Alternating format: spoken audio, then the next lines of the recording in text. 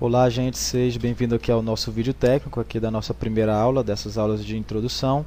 Nós vamos estar falando aqui agora sobre a nossa viewport, né, que é essa janelinha aqui, onde a gente visualiza tudo aqui, né? Vamos apertar aqui para visualizar as quatro opções, para a gente poder estudar qual que é o funcionamento aqui. Bom, por padrão, o XSI ele já aparece essas quatro tipos de viewport aqui, usando essas três vistas ortogonais, que é a visão right, front e top. Se apertar aqui a gente pode também mudar essas vistas, tá? Ortogonais aqui, pode mudar mais algumas funcionalidades, né, que a gente também pode estar trabalhando, né? E aqui a nossa visão câmera, né, que é a nossa visão de perspectiva, que a gente pode visualizar, rotacionar, fazer tudo aqui, né?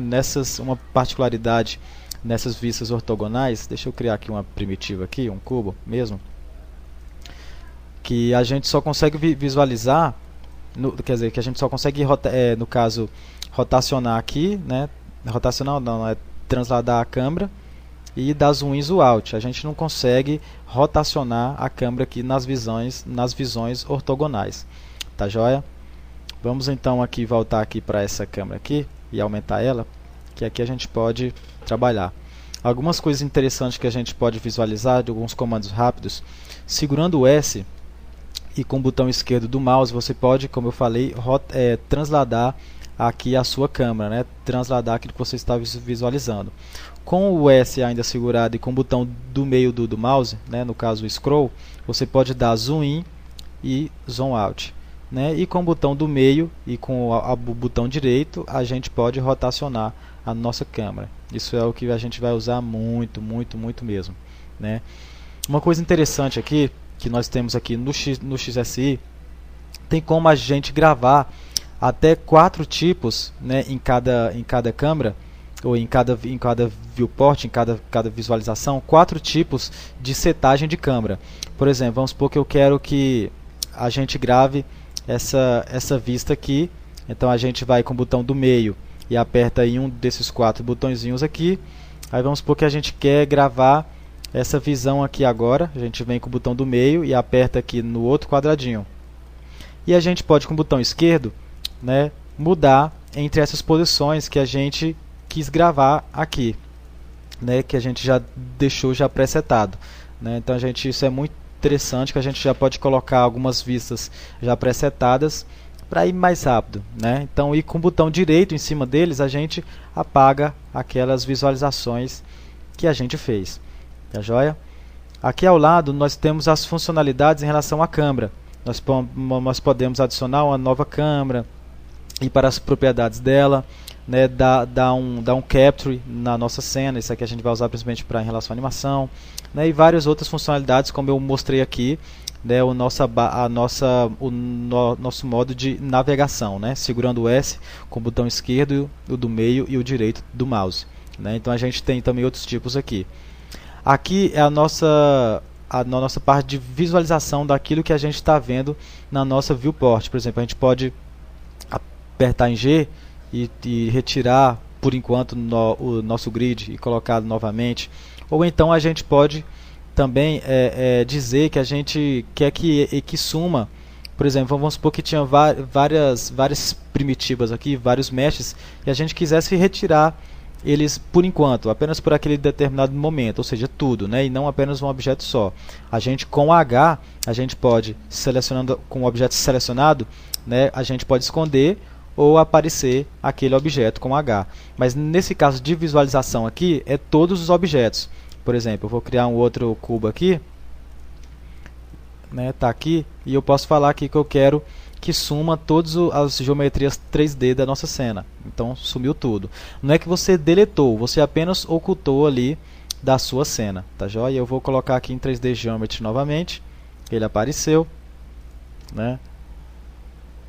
E a gente pode fazer esses trabalhos, tá joia? Aqui no modo de visualização.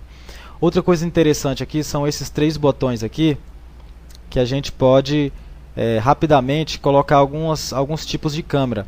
Por exemplo, visualizar aqui em X, né? ou seja, visualizar, né, a frente, né, no caso aqui o eixo X como se estivesse na sua frente, o Y, né, que é como se fosse a visão de topo, e o Z, que é como se fosse aqui você estivesse vendo aqui do lado, tá joia? Mas isso é interessante aqui, um exemplo aqui que nós temos aqui, né, a nossa vista top aqui da câmera, né, front e right, né? Uma coisa interessante é o seguinte, por exemplo, aqui no topo, às vezes existem momentos que você não quer visualizar de cima para baixo, mas de baixo para cima.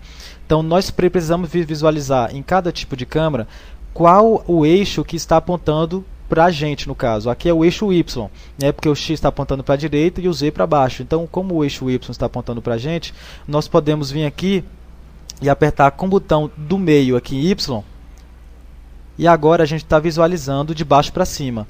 Ele não muda o nome aqui, mas você pode ver que mudou aqui esses modos aqui em cima. Então, no caso, a gente está visualizando agora não da visão top, mas de baixo para cima. Apertamos de novo aqui com o botão esquerdo, ele volta de cima para baixo. Assim vale também para front. Às vezes nós queremos ver o back, ou seja, de costa. Então, qual é o eixo que está apontando para a gente aqui no caso? É o eixo Z. Então, a gente vem aqui em cima do eixo Z, aperta o botão do meio. Agora estamos visualizando o back, ou seja, de costa. Vamos lá, voltando, aperto com o botão esquerdo de novo no Z, ele volta para o front normal. E assim vai para a vista right, tá joia? Aqui nós temos algo muito interessante, que é os modos de visualização do objeto. Esse shaded é o padrão mesmo que a gente vai sempre usar, né? Que é para a gente ver a forma mesmo do objeto em si.